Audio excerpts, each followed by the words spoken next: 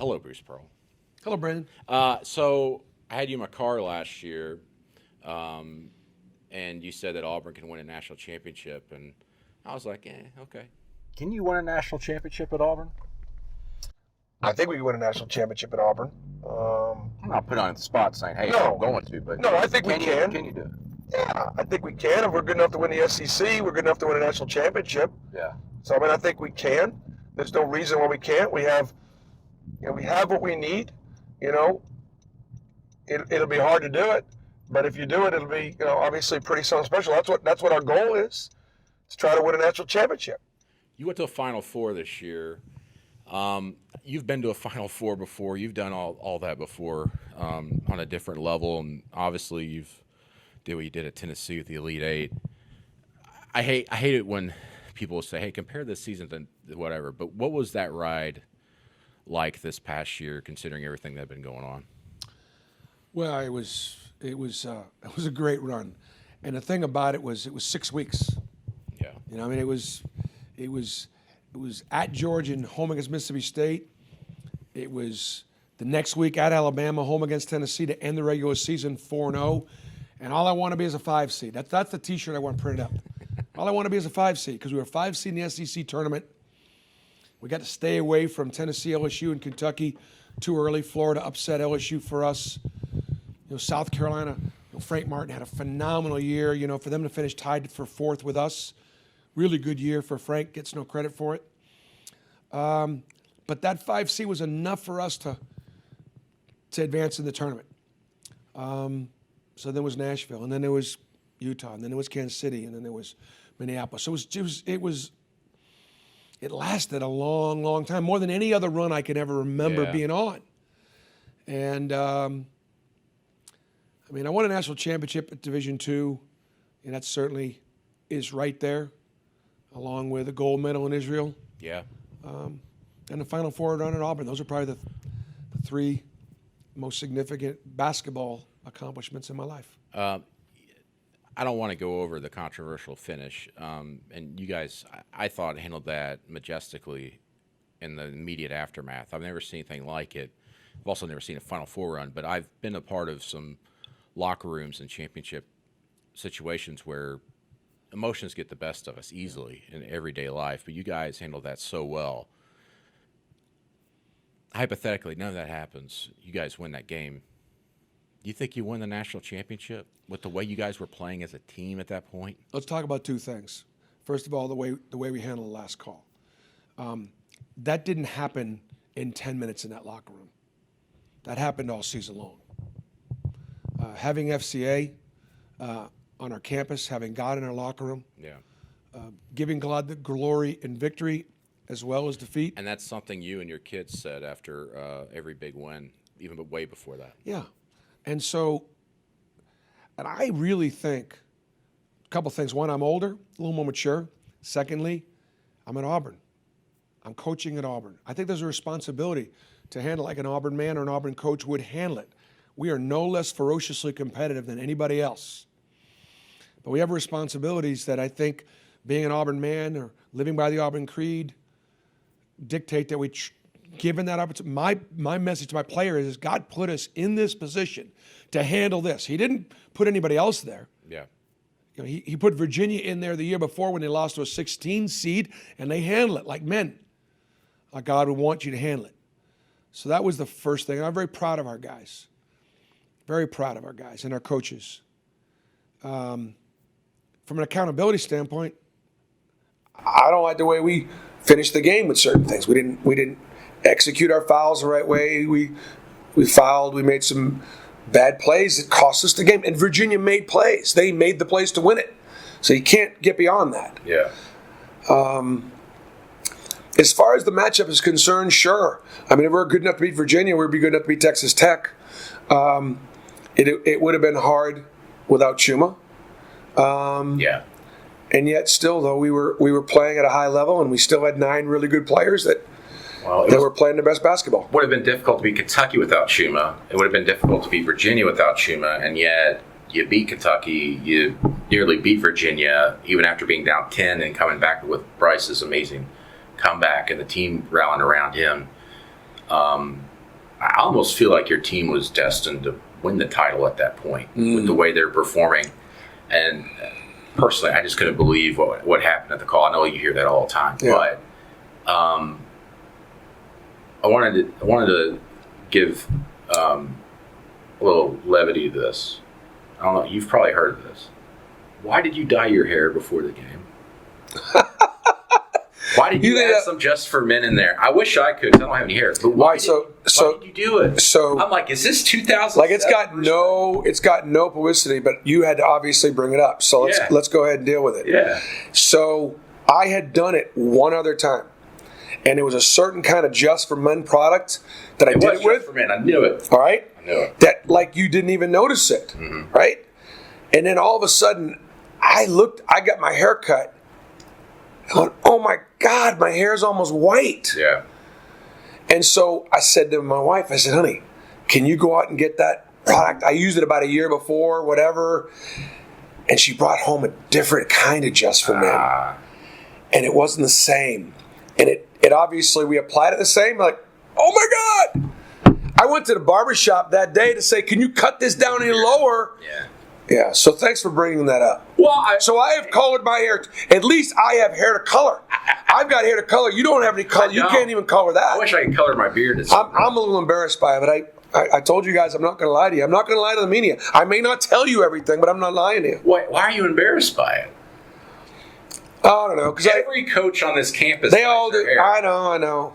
You don't. And then you put a little color in there. Oh, I didn't notice it the day of because we're sitting far away back. But then I saw the pictures come across Getty, and I was putting it in my stories. Do you have any other questions? Can we move on to something else? Yes. I just went, is this 2007? You looked good. No, I didn't. I looked like I dyed my hair. You looked good. You look like Bruce Pearl from 12 years ago. All right, so I'm trying to lose some weight. Are you? I am. Listen, I've seen the workout videos and everything, and it's a strain for me to get off the couch. But I've seen the workout videos you did with the NCAA and CBS. By the way, CBS owns 24/7 Sports. It's a great company. You work out. Yeah. I remember hearing you say it's 'cause you just eat too much. I do. I love to eat. Love to eat. I moan when I eat. We went over this. How you moan. I do. Yeah. Oh, I do. Look forward to a meal. Enjoy that part of life. But you just not put down the bread and the. Putting down the bread, putting down the beer. Yeah. Late night eating, sweets.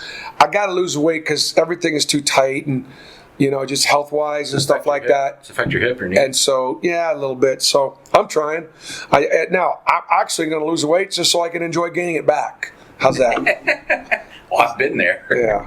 I went under my high school weight 6-7 years ago and gained it and much more back. It was terrible. It's the worst part of my life. But so you want to lose weight? I just want to get down where What are you weighing right now? I'm about 240. 240? Yeah. Okay. Wow, that's more than I thought. Yeah. You carry it well, though. Yeah. You got an athletic build. Yeah. What do you want to get down to?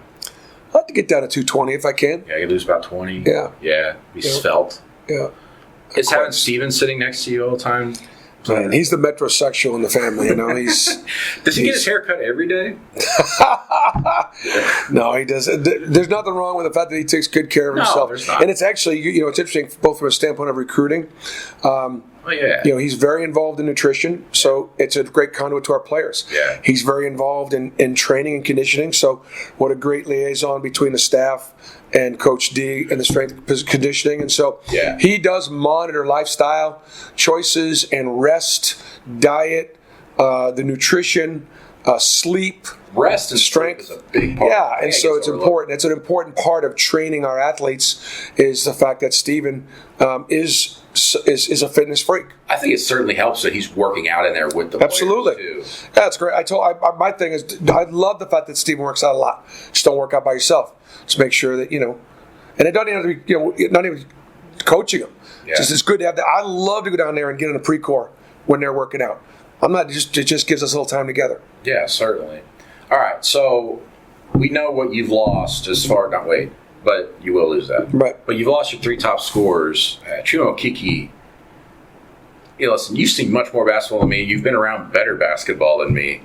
But that game against North Carolina was something special by him. And I'm sitting there thinking, This kid's NBA bound. This is gone. He's about to drop 30 and have 15 rebounds. He's dominating Luke May. He was always a difference maker in that postseason, even when he wasn't scoring. I just loved watching him without the ball. Yep. You lose him. You lose Jared Harper, who many will argue is the best point guard to ever come through here. Yep. Bryce Brown, 3-point shooting leader. I'm not saying how you get back to the Final Four next year because that's difficult every year, right. No matter where you're at. Duke has problems, but how do you get to the NCAA tournament? How do you get back to that? Well, you know the song, Jared, Yes. Chumo Kiki, and Bryce Brown. They all gone, right? we got to redo the lyrics. We don't have Bryce Brown from downtown, and no Malik Dunbar or Horace Spencer. I mean, you talk about 5 really, really good players. Malik really kind of held that locker room Malik together. played great at the end of the year. He made shots. He didn't hold the locker room together. He made it more fun. Yeah, he was he always made joking. it competitive. Yeah. He had a great heart, a great teammate. I mean, just Horace Spencer, in some ways, kept the locker together. And again, a great competitor, a father, older guy. He was wanted kinda the old so man. bad. He was the old man in the locker room. And look, they all wanted to make history. Making history was important to them. And so when we saw our Final Four draw, and we went, look at this. And I told him, I said, number one, the toughest game we're going to have to win is New Mexico State. I knew how good they are. The toughest one to win is the first one, and it was. Their speed worried you, right? Speed and depth and great coaching, and they're really good. And then Kansas, you couldn't ask for a better 4 seed because Bill Self's a brilliant coach. They had some really good players, but their 2 best players were out for the year. They weren't the same Kansas team. I knew they'd want to run with us. Getting back to Chuma won every matchup in every game except probably Ole Miss, South Carolina, and maybe P.J. Washington and Kentucky. Other than that, look, we don't beat Tennessee at home or in the SEC tournament if Chumo Kiki doesn't win the matchup against Grant Williams, who I love. I love Grant Williams, but he outplayed. Chuma dominated Dedrick Lawson, who I really, really like as a player. Chuma in Kansas game was a much better player. I thought that game to me, when I watched him, and obviously what your guys are doing with shooting, you're going to have nights like that where you're shooting. But what you guys were doing defensively, fronting them, I sat there and thought, they got a shot here to make a run. And I want to tell you something. Yeah. Maybe I shouldn't say this. Maybe he told this to you. I was told by someone who's very close to Bill Self, he thought you guys were a Final Four team. Yeah. I was told that the night you guys beat him. Yep. Bill told me that. Did he? Roy Williams told me that. Yeah. So they both, but those are the 2 best games we played probably all year long was Kansas and North Carolina. And Bill, trust me, he saw it because we had, brilliant point guard play from Jared. Yeah. And Javon. And Javon, Coming come on, and the way he's training right now, it was unbelievable how we were better with him on the floor, his speed and his quickness.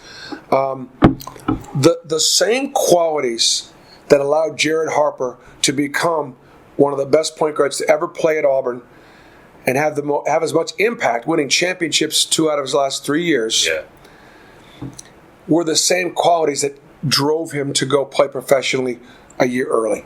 That chip on his shoulder, that hunger, that confidence, that toughness, the inner makings. So when it came time for him to go, and right now, the draft is coming up. Whenever this is going to be aired, he either is going to go at the very end of the second round, or which would even be better for him to sign a free agency, not go at the end of the second round. Yep.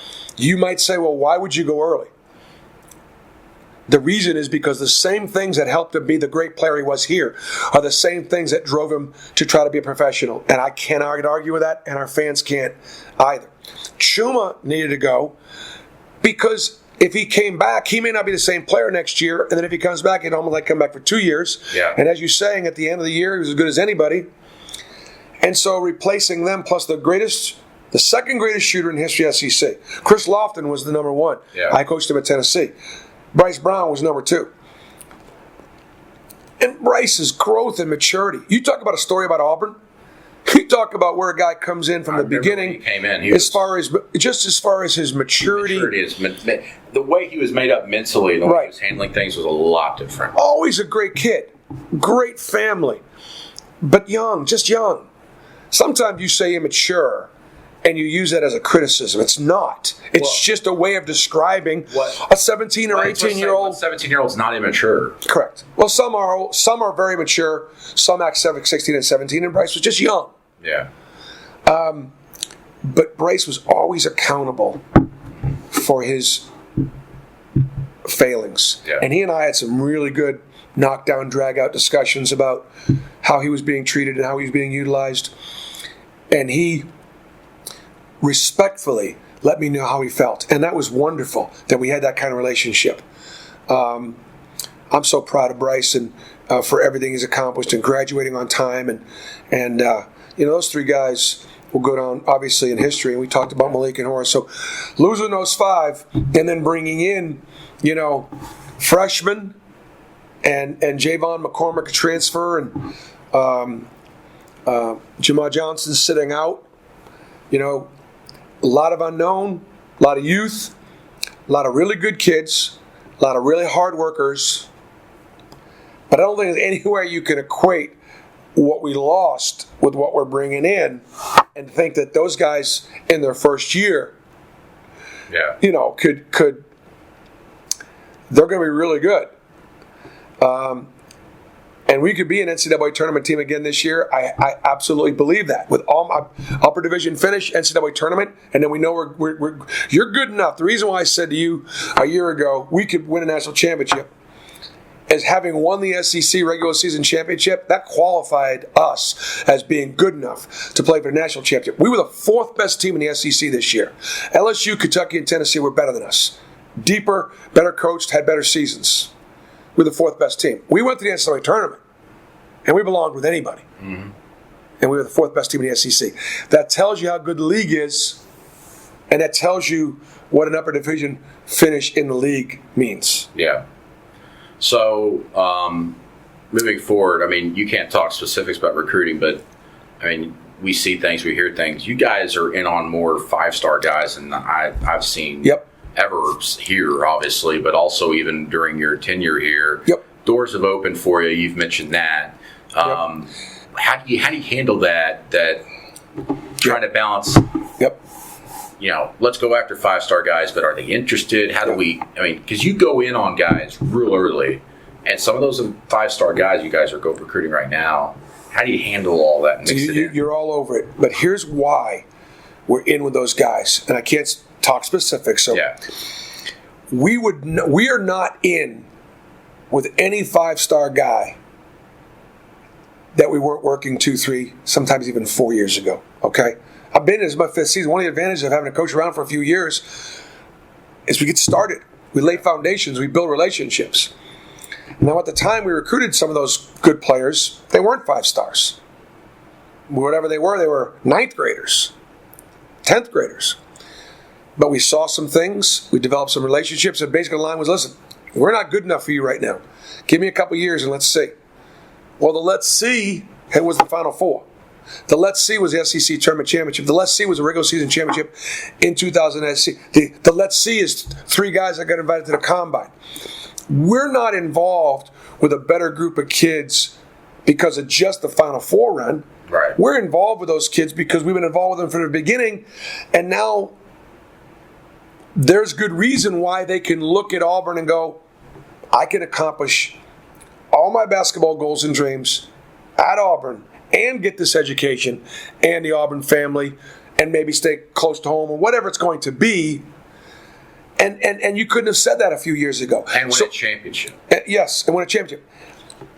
It's not going to change how I recruit. It's not. I may get 1 or 2. But we're not all of a sudden going to go competing there every day because it's harder to get them. Because the competition is much, much more difficult. And the only way we're going to get them is we build that relationship. Why couldn't I, at the end of this year, have a bunch of 5-star transfers?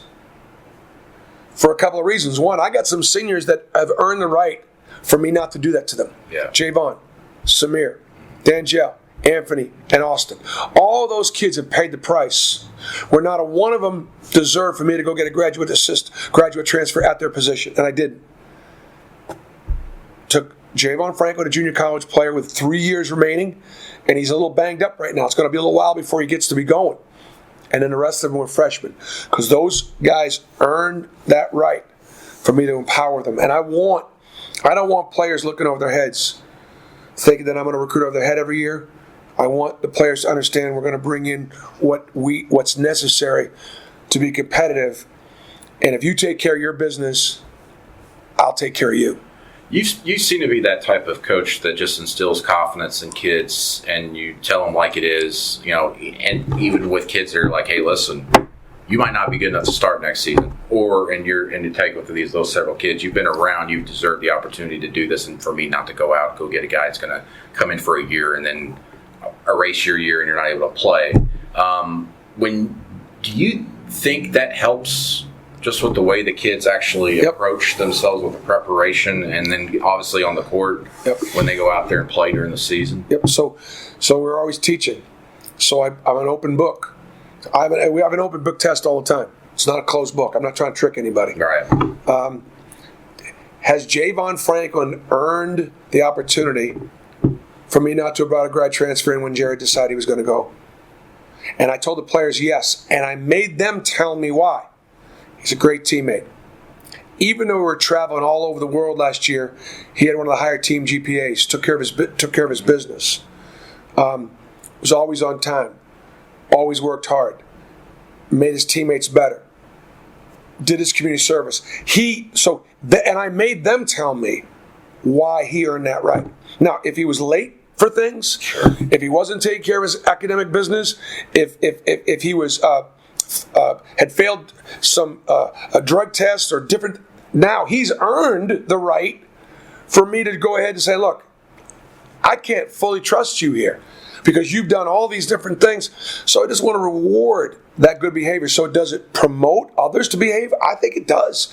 As all that is good parenting, and I think he has earned that. Now, Ty Jones will compete with him when Ty gets healthy.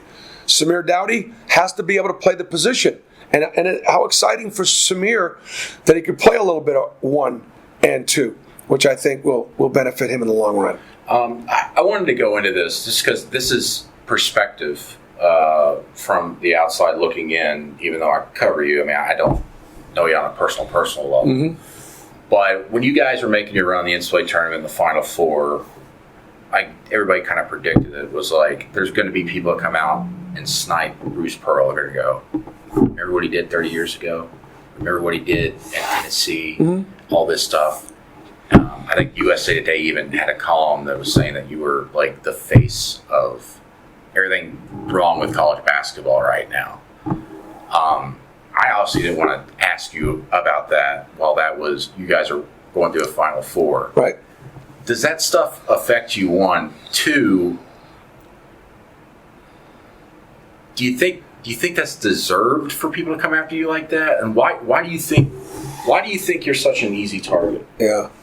Well, I think some of it I need to be accountable for. I'm a show cause survivor. Okay, I got in trouble with the NCAA. I also years ago cooperated with the NCAA.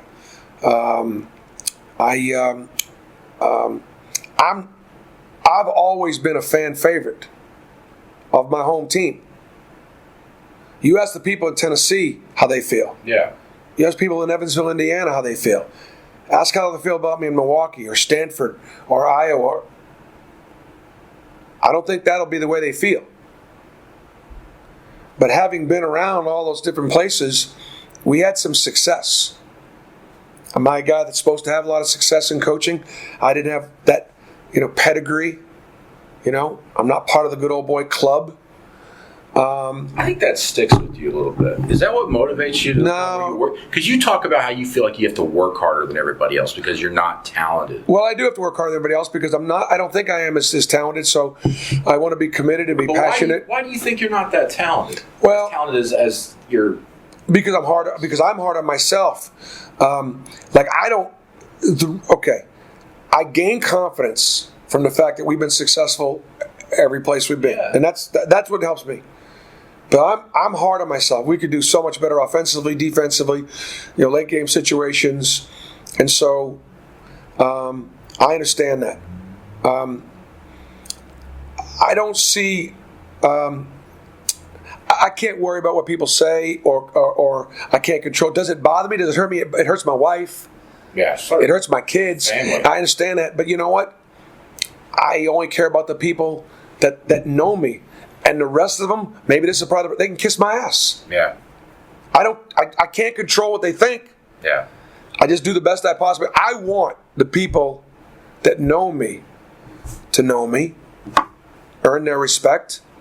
I mean, like I go to work every day trying to reward Dr. Jay Googe and Jay Jacobs for bringing me to Auburn, but also to reward Dr. Leith and Alan Green for keeping me at Auburn. Go to work every day, and I'm grateful to Dr. Leith and Alan Green for their support. But that motivates me. And as long as they don't think like the rest of the league, I don't care about what the rest of the league thinks. You know what? They're going to like me because I can't win in tough places. Yeah. Oh, you don't think the rest of the league is kind of like miffed? That now, look, they've always had to deal with Kentucky or Florida or, different programs, LSU and Arkansas. Now they got to deal with Auburn? Yeah. The league's tough enough without having to deal with Auburn. Yeah. Well, deal with it. Get over it. Yeah. Everybody, there's been stories written about it, but I'm not going to bring up the particulars of the late 80s, but there's the thought that you were blackballed by people in the NCAA and everything, and it really slowed down your career, because what you're doing now at Auburn probably should have never happened. You should maybe be at a quote-unquote blue blood. You should be the Kansas head coach right now heading into your 12, 15 years. It's not me. But what was it like? You're winning championships on another level. Yeah. You're having fun. You're enjoying it. You're around family and everything. Did it gnaw at you at all that I could be a Division I coach right now? No, because I loved. I had to take a different path, but I loved being in Division II. It cut my teeth. Yeah. Learned how to coach. I'll say this, and all Division I head coaches know. It's not a criticism of Division I head coaches. Not. The Division II guys are as good. Yeah. They coach as well. Yeah. And so I got to learn how to coach and recruit and develop a program. And yes, every program that I got to needed a lot of work on and off the floor. And that's been just a wonderful blessing. Great staff, great players, so on and so forth. And I think the other thing too is I am a total believer in God's plan. I hope this continues to be His plan because I'm loving it.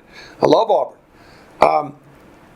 The fall at Tennessee was embarrassing for me and my family. Yeah. I admitted to lying to the NCAA to try to protect myself and the university and over a barbecue. Pretty stupid. Pretty dumb. Tennessee did not have to fire me.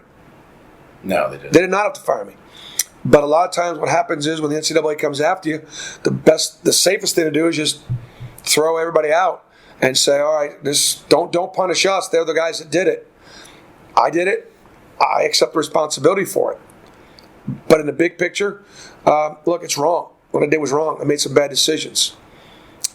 I personally don't think Tennessee should have fired me for those things, but they did. It was God's, and I was asking myself, really? I thought I was supposed to teach. I thought I was supposed to make a difference in young people's lives. I can't do as much. So when I went to work for the H.T. Hackney Company as vice president of marketing, and I was involved in that company, which is a wonderful, wonderful company, I looked at it like coaching. I'm going to make the people's lives that I work with in this company better, somehow, some way. And that became my ministry there.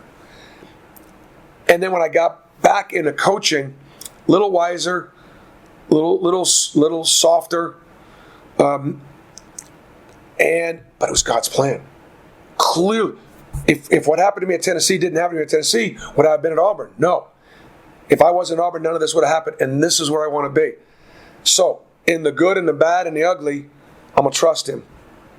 I'm going to serve Him and do the best I can with the gifts that He's given me. Last thing, I'm not keeping you too long here. And I mentioned this to you before.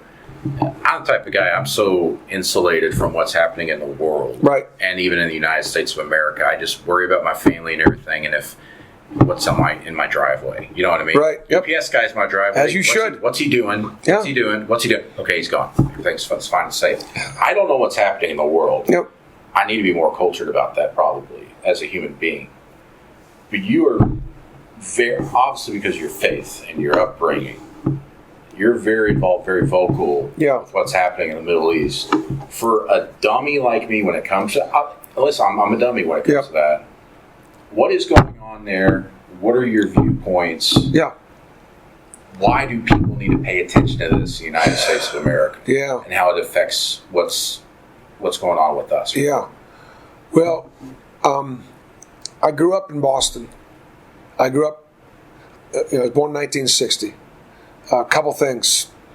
Growing up there, I saw race riots. I saw white kids fight with black kids because of the different colors of their skin. I saw Jewish kids fighting Catholic kids because we pray to a different God. At the same time, I saw unbelievably wonderful ethnic neighborhoods and cultures that could not coexist. And it was violent. Yet, when we picked teams, and I wore orange and you wore purple, I tried to pick the best guys I could in orange, whether they were white, black, no matter who they prayed to. And us guys in orange shirts going to try to beat the crap out of you guys in those purple jerseys. Yeah. Colorblind. And so our world could learn a ton from kids playing kickball. And I realized we could get a lot more done together and get along. I just didn't understand the differences. It made me a better coach because my job is to put people together. 1967. I'm 7 years old, but I'm telling you, I remember being at my grandfather's house and keeping the TV on until very, very late at night and watching my grandfather with tears in his eyes, knowing that when we shut off the TV, Israel might not be there the next morning.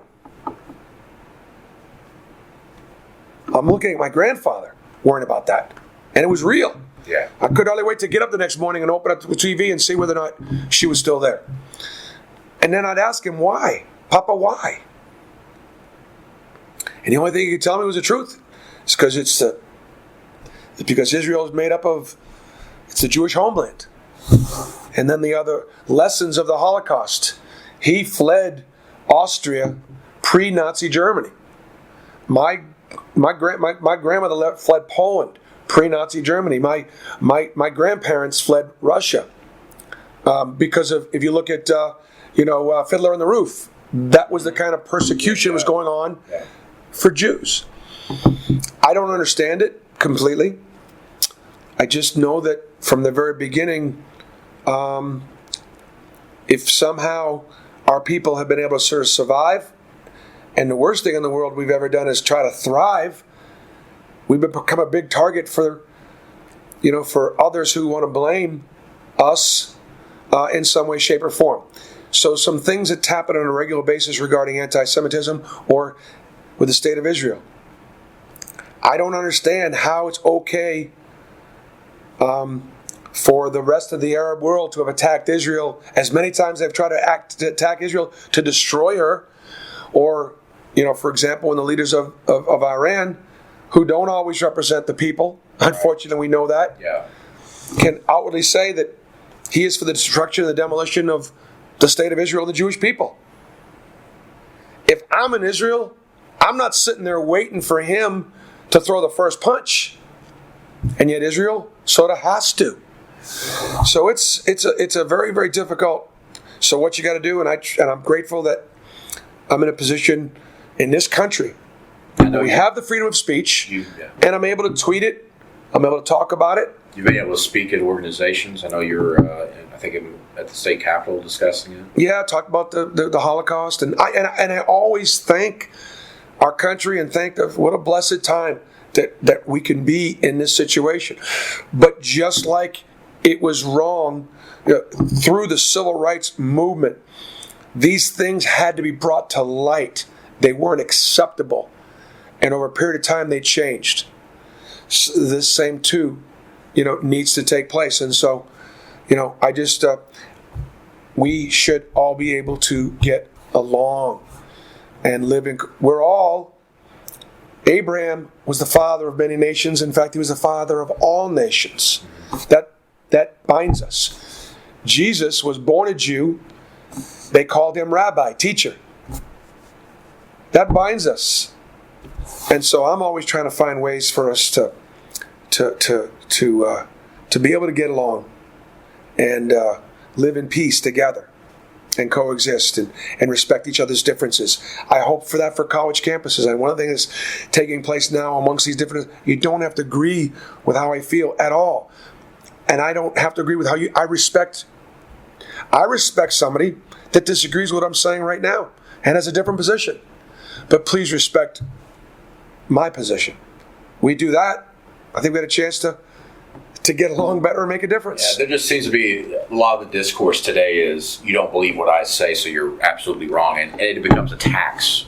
It's very whatever happened to